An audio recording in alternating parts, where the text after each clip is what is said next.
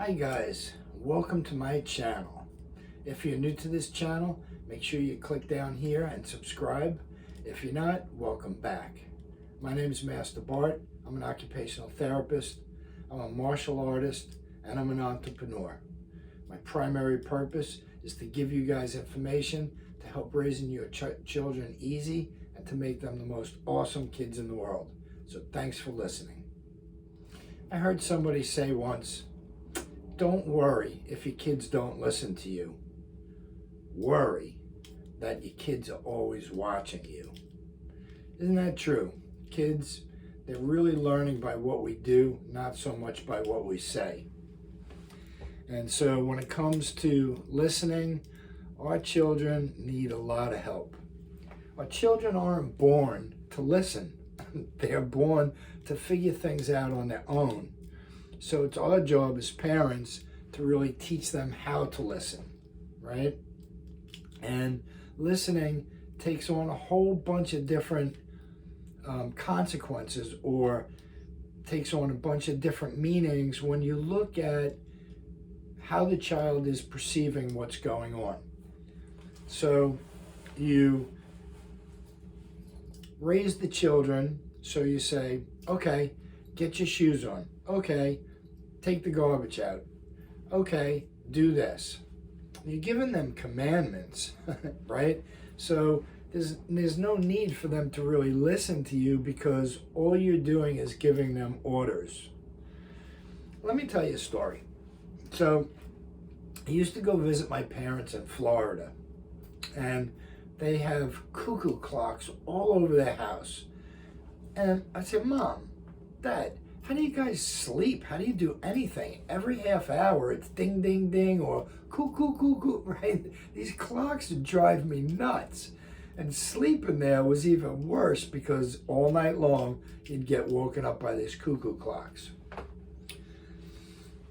Well, my dad got sick. I went and spent a couple of weeks down there. And it was kind of funny because the first week was kind of tough. But after that, I started not even hearing these clocks going off anymore. I got used to it. I live now pretty close to a train station. And when I first moved in, I would hear those trains all the time. I don't even know that train tracks are there anymore. And I'm sure it's the same for people that live next to highways. My point is that these things are normal in our life, and we are able to mentally just tune them out.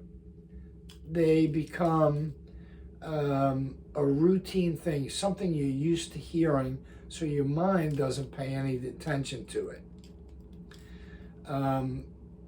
So you have these commercials that play over and over in your head, right? And you're able to tune them out. So when you're watching TV or you're performing an activity, these commercials just, they go away, they go away. You hear them, but they're not in the foreground. You're only paying attention to the information that you want to pick up from the news or whatever it is that you're watching. So our kids view us as that commercial. Our kids view us as that train. Our kids view us as that cuckoo clock. Our kids are seeing us as this sound that can be ignored. This sounds pretty cool, right? Okay, so here's the thing. We can do a lot to affect that. All that is their pattern. They're so used to us coming over and using these phrases, these words. Don't do this, do this. I don't like that, I like this. And the child is selectively tuning all of this out and only paying attention to the information they want to hear. So they're selectively not listening, and we could change that for them. All it is a pattern. You know by now we're going to do a pattern interrupt to them. You want them to pay attention to you right away? Go, hey, who wants some money? Come on over here. All of a sudden, they're there because they want money. They don't want to listen to you. They want money, right? So interrupt what's going on. Give them something different to listen to. They're going to pay attention right away. So that's a really good interruption for you. The next thing that you can really do is you can change the tone of your voice, because often when we communicate with them, we're communicating in a certain tone, a certain way we address them, and it's consistent all the time when we need them to listen. So change that up. Instead of coming into their room and going, I need you to, right? That's the tone they're used to hearing. That's the tone they're going to tone out. So go in there and break it up and go, hey, I got a great idea for you, right? That little jolt will be like, whoa, what is that?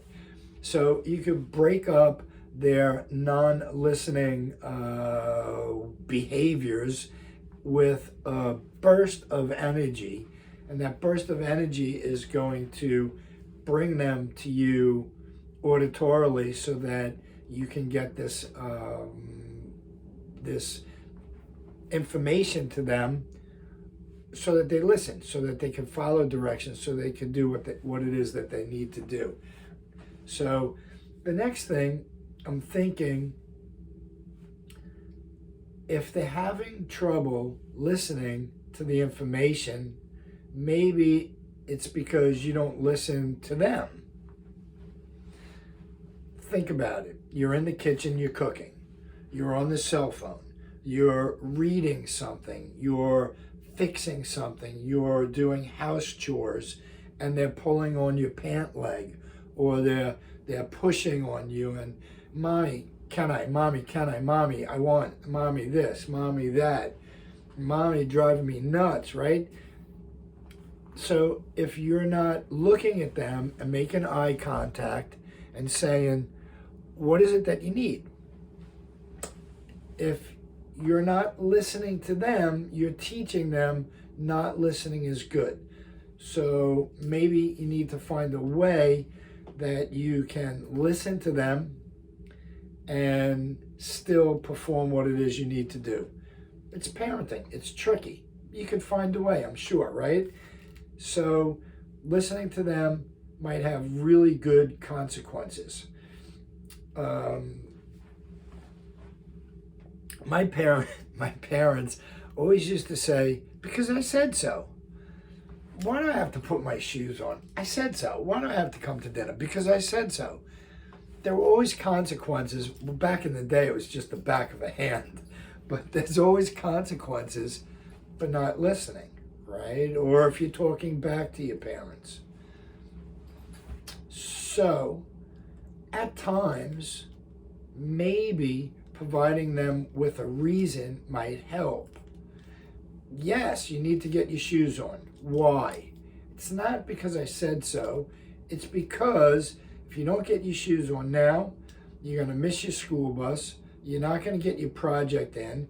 You're going to have to do detention. Or if you don't put your sneakers on right now, you're not going to be able to meet your friends on the corner, and they're going to leave for the game without you.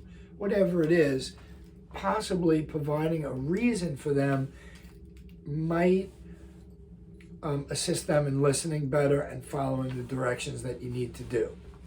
It's worth a try. Parenting is trial and error, right? The outcome, you have to adjust. And I mean, the outcome, you only have one outcome. You need this to be done. But the way you get it done, the way you get them to listen and follow directions, it's all trial and error. And eventually you're going to find the best way to communicate with them to get them to do it, right?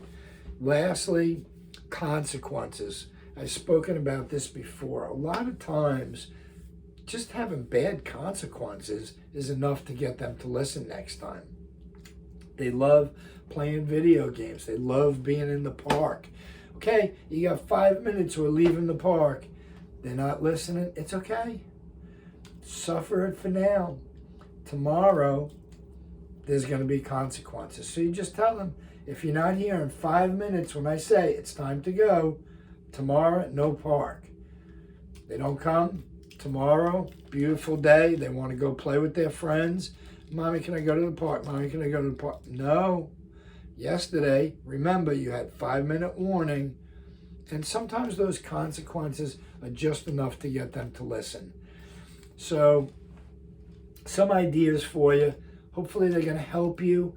Listening is something that needs to be taught. The way we teach it is going to have the most impact if we try different ways. I gave you about 4 or 5 different ways today. Try them out. Comment below. Let me know that they worked. If they didn't work, let me know what you do. Let's spread the information. Let's make some awesome kids.